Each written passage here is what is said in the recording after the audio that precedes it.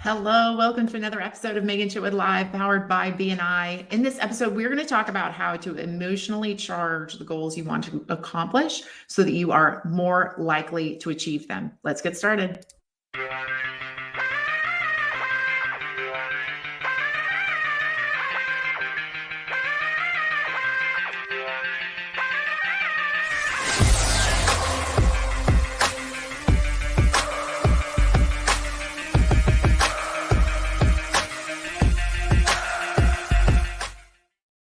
And you can catch us each Monday live on Facebook, YouTube, Twitter, and LinkedIn, as well as the replay on Instagram.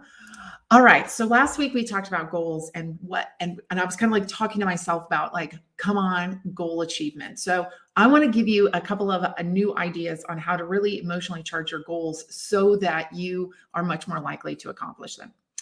Many years ago, I read this book called The 1 Minute Millionaire. And it was very interesting because on one side, on the left, I think it was the left-hand side, on the left-hand side of the book was a story about a woman who had to basically make $1 million in no time. And I think she was going to lose her children if she didn't do it. And then on the right-hand side was the kind of the lessons, the steps of what she did and the ways that you could apply that to your own life as you go back and forth. And it was very interesting because when you have something on the line, like losing your children, first, making $1 million seems like it's a huge, lofty goal. But if it's make $1 million or lose your children, all of a sudden it becomes like a necessity, a must happen, something that everyone has to do, right? You have to do it because there's so much laying on the line. So when you think about goals that you've probably achieved in your lifetime, usually there's an emotional charge attached to them, or at least the big ones that I've done. There's always been a real big reason why and a real need to have happen. Some other of these that I've seen with friends of mine, when they get a medical diagnosis, right? You get a medical diagnosis and it's either like, you do this, you clean up your act, or you are not going to be here for as long. So those kinds of things those immediately change your tune on how you are going to behave going forward. Now, every goal, especially a goal of increasing your business by 30%, doesn't necessarily have that emotional charge, that do or die situation. So you need to kind of try and work on figuring out a way to make it somewhat emotionally charged, really figure out what your why is behind it, get something that is meaningful to really push you forward in order to make that and accomplish that goal. So let me give you just a simple example of how you can apply this. So a friend of mine helped me with the equation of change, right? The equation is the need to change larger than the resistance to change? Is there a thing that really pushes you forward to want to make that actual change or not? And again, like I mentioned, losing your children would be a push to make a change. The idea of a health diagnosis pushes you to make that change. Like the resistance becomes minimal because the need to change is so unbelievably high. So how can you create this in your own space when it is not a do or die situation? 3 things I use to make sure that this happens for me on a regular basis. The first one is looking at the key motivation. So when I say I'm going to grow my business by 30%, what is that key motivation that's going to push me towards it? Key motivations that have worked for me in the past: being number one, right? If you have competitors and you know what your competitors are doing, sometimes being number one is motivation enough, right?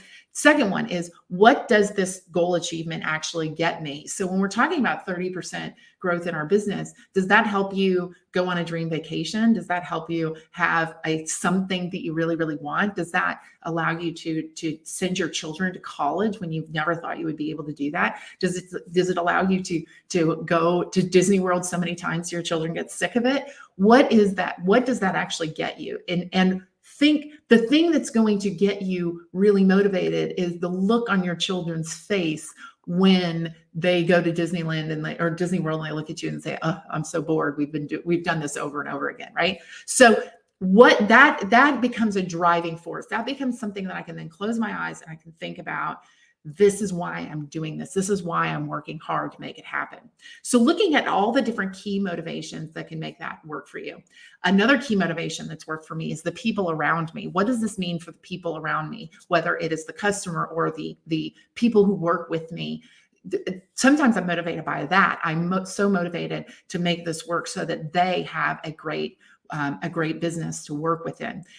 Sometimes it can be you being able to donate, right? Donate time, donate money, create a legacy. Really get into that. What is that key motivation? It has to be more than just making money. I'm reading another book right now called CEO Excellence. And it talks about how nobody can get behind making a bunch more money. Like, no, you have to have a mission behind that actual mission. So figuring out what that key motivator is really, really key and important.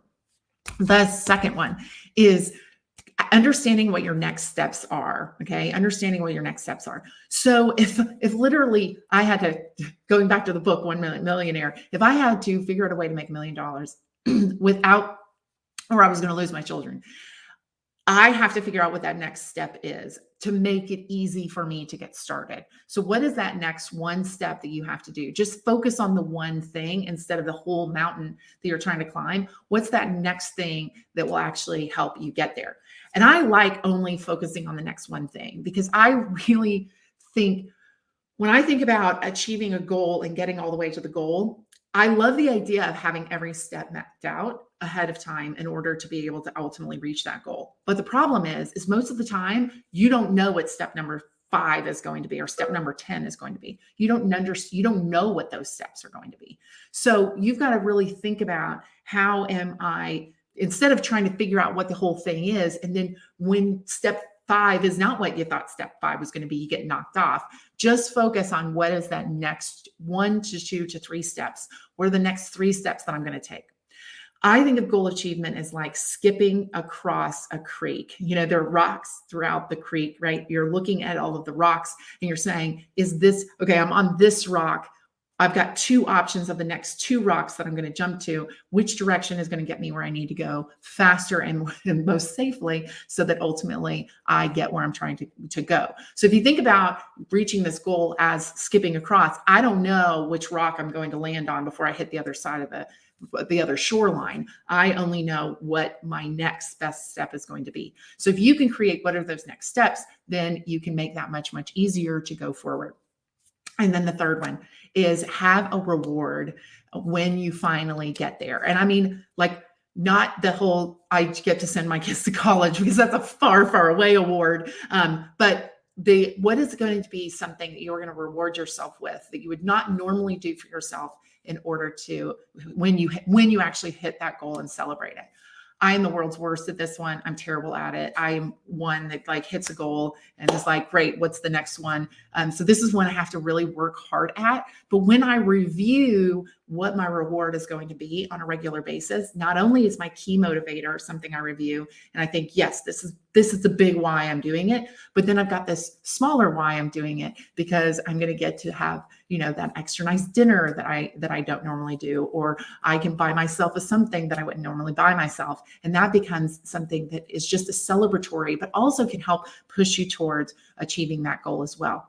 You can even do this step in medium, like if once I get to step 5, I get some kind of reward. And then when I get to step 10, I get some kind of reward. And then we get the big bash when I actually reach and accomplish that ultimate goal. So the 3 things that can help you really achieve your goal are: 1, figuring out what that key motivation is. The bigger the motivation, the more likely you are to focus and stay focused on ultimately hitting that goal. What is the next best step? The next best step to help you achieve that goal. And then last but not least, what is that reward you are going to give yourself when you actually accomplish it? And when you put those 3 things together and you review your goal every day with those key motivations, those next steps, and that reward, it will start driving you towards it. You'll start to feel like you're being pulled towards your goal instead of trying to schlep all the way through it to ultimately get there. Hopefully this is helpful. Achieving goals is something that's so important to help us grow our businesses, and anything we can do to keep pushing forward to make that happen will always help us get there as well. So don't forget, figure out what is that key motivation, what are your next steps, and what's that reward going to be when you ultimately accomplish that goal. We'll see you again next week.